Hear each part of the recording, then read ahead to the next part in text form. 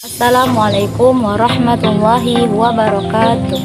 Perkenalkan, nama saya Suratini, NPM 2101020160, Prodi PAIJ Ekstensi semester 3, Fakultas Tarbiyah, Institut Agama Islam Darul Asahan.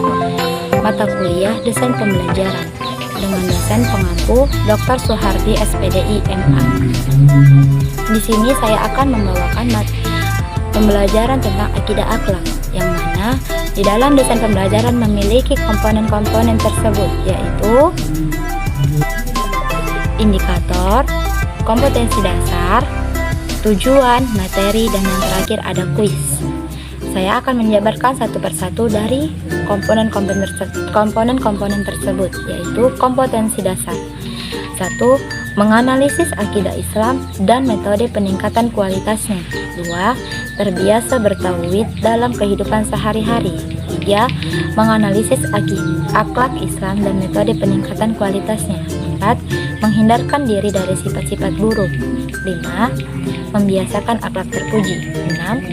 Memahami adab kepada kedua orang tua. Indikator dari pembelajaran akidah akhlak yaitu A. Menghayati dan mengamalkan perilaku jujur, disiplin, tanggung jawab, dan peduli. B. Menganalisis serta konseptual, prosedural, para pendapat ahli tentang ruang lingkup akidah Islam. C. Menyajikan hasil analisis secara mandiri, pendapat para ahli mengenai akhlak.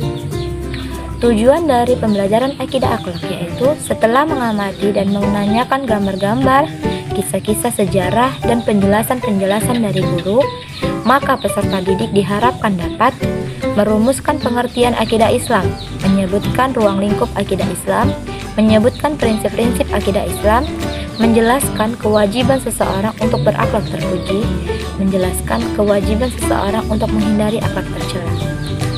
Baiklah, materi 1 yaitu pengertian dan ruang lingkup akidah Islam. 1. Pengertian akidah Islam. Secara harfiah, kata akidah berasal dari bahasa Arab, yaitu aqodah, yaqidu, aqdan, dan aqdan yang mana artinya ialah simpul, ikatan, perjanjian, dan sumpah. Dalam istilah atau terminologi, akidah berarti dasar keimanan seseorang kepada Allah Subhanahu wa Ta'ala. Dengan kata lain, akidah Islam adalah sesuatu yang dipercayai dan diyakini kebenarannya oleh hati seseorang sesuai ajaran Islam dengan berpedoman pada Al-Quran dan Hadis. 2. Ruang lingkup akidah Islam.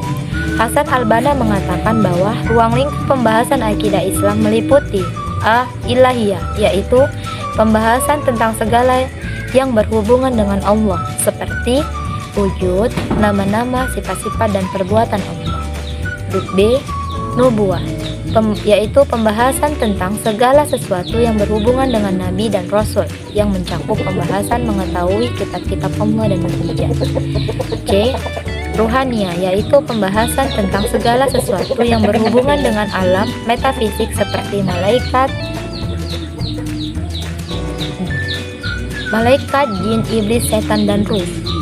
D. Sam'iyah, yaitu pembahasan tentang segala sesuatu yang hanya bisa diketahui melalui sama'i, yaitu dalil nakli yang berupa Al-Quran dan Sunnah.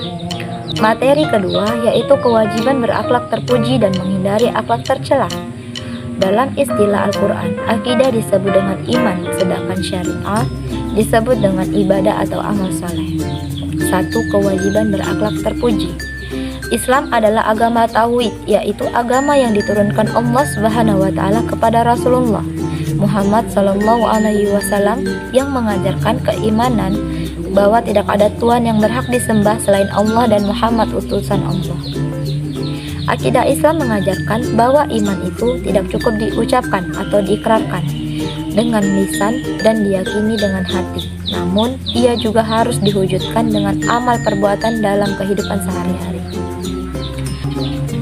Akhlak terpuji merupakan nilai-nilai kebaikan yang wajib dimiliki oleh seorang muslim, seperti amanah, jujur, adil, syukur, dan sebagaimana. 1. Nilai-nilai kebaikan atau akhlak mulia merupakan tujuan dari penerapan ajaran-ajaran Islam.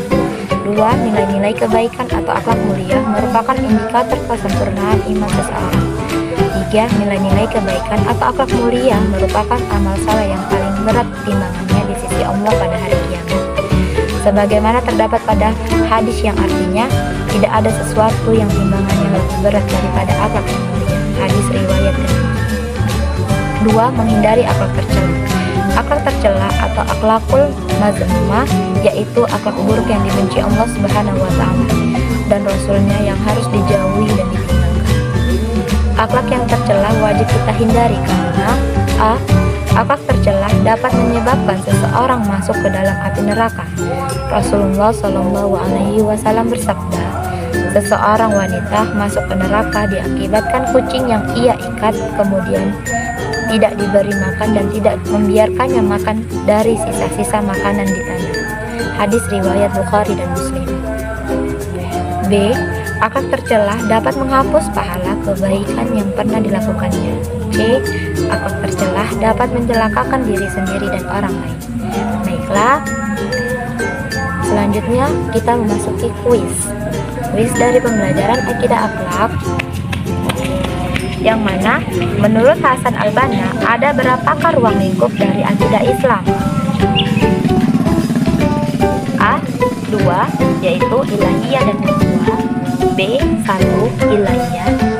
C. 4, ilahiyah, nubuwah, ruhaniyah, dan sam'iyah. D. 3, sam'iyah, ruhaniyah, dan ilahiyah. Jawabannya C. 4, ilahiyah, nubuwah, ruhaniyah, dan sam'iyah. Baiklah, sekian hasil dari tugas akhir desain pembelajaran akidah akhlak.